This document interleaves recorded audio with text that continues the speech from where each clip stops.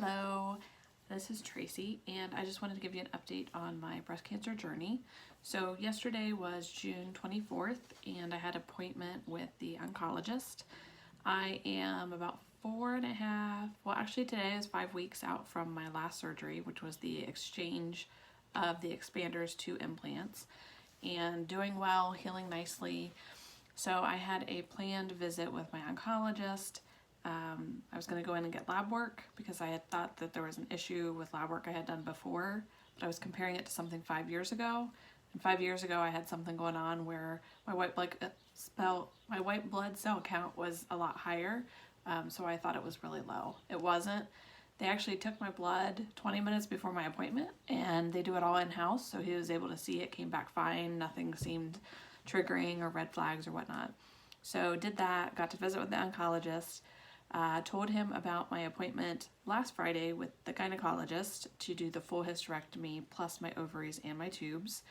I need to wait 3 to 4 more weeks. The gynecologist wanted to wait at least 8 weeks after my last surgery to do it. So I'm waiting on the gynecologist's office to call and let me know as far as scheduling when that might happen. Hopefully, I'm thinking right now around August or so. So hopefully we can get that all in the books and taken care of. And I have heard, they said 2 to 3 weeks off of work. I'm really hoping for 2. I do have vacation time left. I'm not really wanting to fill out the short-term disability paperwork just because you have to take a week of vacation time to get into the short-term. And with short-term, they turn off all of your stuff, and then you have to go through a whole process to get it all turned back on when you go back to work. So it's kind of a mess. So, and the fact that my company is letting me stay home for the rest of the year and work, I think that I'll be better with my recovery, taking the 2 weeks and then easing back into the work and being home. So, talked about that. He asked me any other side effects that I was having because I am doing the monthly Lupron shots, which is an ovary suppression, until I get my ovaries out. And I'm also on anastrozole, which is a hormone blocker, typically for women who have gone into or are shortly going into menopause. Tamoxifen is the one where if you're not in menopause yet, they usually have you on.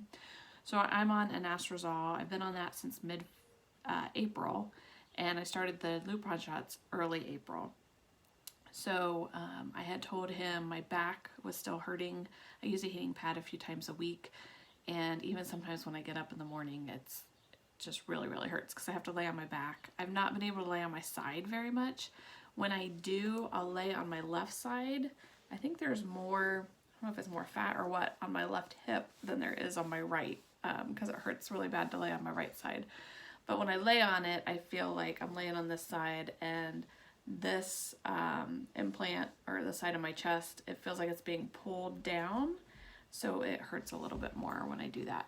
So I lay on my back, and that can hurt some mornings when I wake up. And I think it's more so before, the few days before the Lupron shot and after that happens. So he said he's gonna, the next time I go to see him in a couple months, if my back is still hurting, he may do x-rays just to check on it, just to make sure. But he didn't think it was a big thing, that it was kind of a normal thing to happen. He's like, and it started happening around the times I started the shots and the anastrozole hormone blocker. I did tell him that some of my hair had been falling out, but not enough to really freak me out. My hairdresser hadn't seen patches or anything, so he wasn't too concerned with that, which was good. And then after my appointment, I went and got my Lupron shot, and I ended up getting that. I came home and I wasn't feeling so great. I could still feel the area where the shot was, which hasn't happened before, but usually the night of getting that shot, I'm kind of spent. And last night, it was a little before 5, I had a headache, and it turned into a migraine, a really bad migraine. So I had taken some Tylenol. I laid on the couch, and I had an ice pack under my head because it hurt like right in the back side of my head. So I had an ice pack laying under there for a little bit, and then I took it out. I probably slept from like 5:15 to, it was almost 8 o'clock when I woke up. I was supposed to do 2 different calls for different events. They weren't mandatory that I had to go to, so I was able to text a friend and say I apologize for not going. But so I slept for almost 3 hours. So I was worried when I went to go back to sleep I would have trouble, because usually at 8:30, 9 o'clock we're going to bed. I took 1 Tylenol PM. Took 1 Tylenol PM, my 10 milligrams of melatonin. So I usually take 10 milligrams of melatonin and 2 Tylenol PM. Well, I took the 1 Tylenol PM, 10 milligrams melatonin, and then I ended up taking 2. I could take 1 to 2 muscle relaxers. I took those. It still took a couple hours, but I ended up getting to sleep. So here you can see my little pup. Say hi, Emmy. Hi.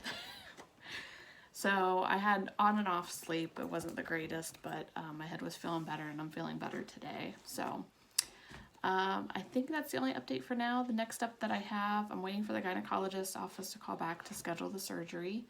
And on Monday, I go for my 4-month checkup with my breast surgeon. So she'll probably just look, see how I'm doing, ask me a couple questions. I think I'll go see her twice a year, but I'll find out for sure on Monday, you know, what that schedule looks like and when I'll be able to see her again and talk to her. I don't know what all the protocol is for what she does and what she looks at. So hopefully that's helpful to any of you going through this or know somebody who's going through it. And I'll talk to y'all later. Bye.